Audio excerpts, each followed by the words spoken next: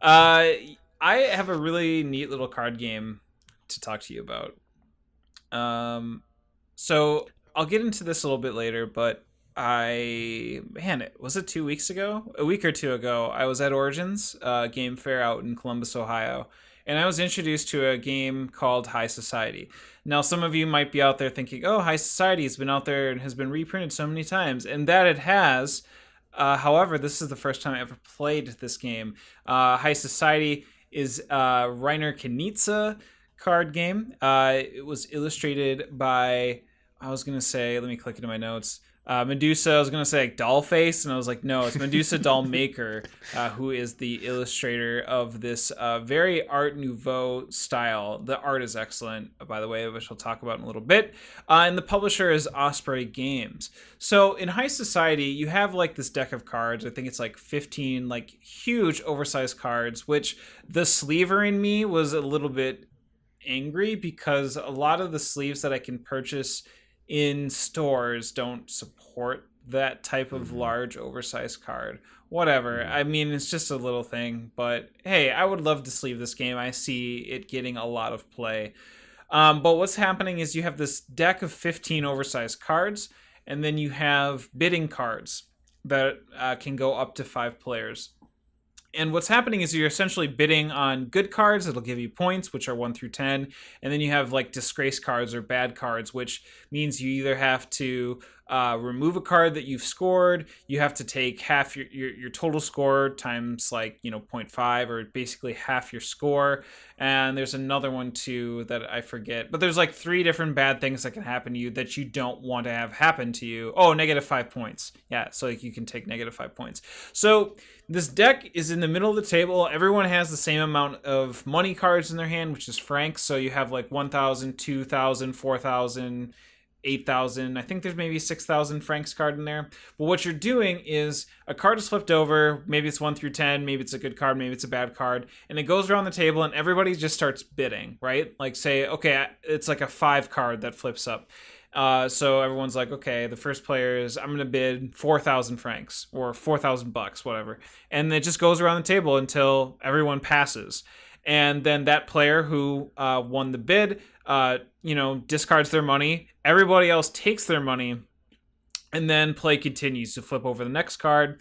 You'll start bidding, etc., etc. So for the bad cards, what ends up happening is that you're paying not to take the card. So what happens is that whoever folds first or whoever passes first actually takes the disgrace card or takes the bad card, and everyone else pays or discards their money so that they don't have to take the card. Mm-hmm. So you're like, okay, whatever. It's just like a really standard bidding game. What's so different about it? Well, what's different about High Society is that after there are 4 green cards in the game, green bordered cards. And as soon as the 4th one is flipped up and revealed, the game immediately ends. And afterwards, everybody counts up how much money they have left remaining. The person who has the least amount of money left in their hand automatically loses. You could have a kabillion points in front of you. You could have all the points, but if you have the least amount of money with everybody else at the table, you lose. So it's kind of a game where you're playing for second place, right? So you're having to kind of uh, bid enough so that you can get the cards and the point cards that you want, but you also don't want to bid too much so that you aren't left as the player that has the least amount of money in their hands. So it becomes like who can kind of like wheel and deal the best, right? Who can do that? And I found myself really spitting with this card game. And bidding games are fun too. Bidding games where you can kind of get into these wars and being like, wow, you really want to pay that much for this card, and kind of freak them out or do something. It's a lot of Mm-hmm. fun. And so High Society, I know it's a reprint. But I truly recommend giving this game a shot. Also, the art as well, done by Medusa Dollmaker, so good.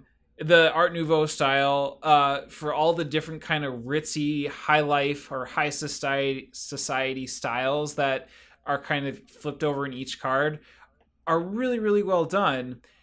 And there's a game out there by Atlas called Curse Court that has the Mm-hmm. same type of Art Nouveau style, but it doesn't. I don't think they did it as well as what High Society did. If you Oh, ever have the interesting. opportunity, like Curse Court, which is also a really like it's like a briefly Curse Court is like a mixture between Texas Hold'em and craps. Actually, Oh, if you haven't okay. played it, I played it at Origins too. I played a full game. It was actually a lot of fun. Or played a few That's fun. rounds. Um, I look at Curse Court and I'm like, it's so weird because like the logo versus what like this Art Nouveau like high class like art doesn't mesh with me, and it like conflicts. Not that it like takes away from the gameplay at all, but I just think like the whole package that High Society wraps itself in uh is a great they did a great job. Just That's production awesome. values are really nice. Production values are really Okay. nice. This I think that sells me on it. I love when people can just pare down mechanics to their core. And that's actually what draws me into this game as well. Where it's pretty accessible, right? Like the it's really easy to just pick up and play with people. Yeah, Teaching it. I played it with my family. I'm not the best rules giver. I tried to do it and put myself in that position to learn and be better about it. Hmm. High Society, there was a few things that I bumbled on. For instance, I think the way that people took the disgrace cards, I think I confused a lot of people on.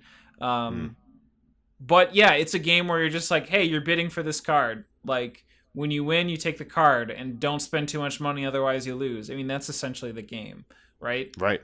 Right. So What did you pay for this game? it was expensive. At the convention, I paid a bit over 20, and I know that through different online retailers, I think you can pick it up for like 10. So Okay. yeah, 10, Because 15.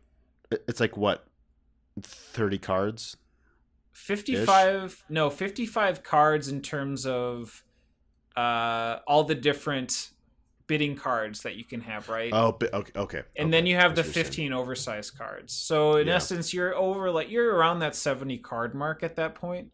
Hmm. Um, but Okay. yeah, All right. yeah. 10, $20, like wherever you can find it. Like I'd say, pick it up. Especially, it's three Yeah. to five players. So I've played it with five players each time, and I think that is like uh, that's the best. That's the best player count. I think when you just have everybody involved. There was definitely a game that was played when I was with Leader Games. We kind of split off into two groups and we played it, and I guess their game was five players, and it came down to the very last card, and it came down to just like thousands of dollars, like $1,000 or $2,000. Like it was a really close game. Oh my So gosh. that's a lot of fun. Yeah, a lot of fun. Oh, that's cool. And I love when games take that idea of don't want to be like the best. You want to be almost the best because that creates such great tension, which will actually come up in a future game that we will talk about. Ooh. That's High Society by Osprey Games and Ryder Knizia.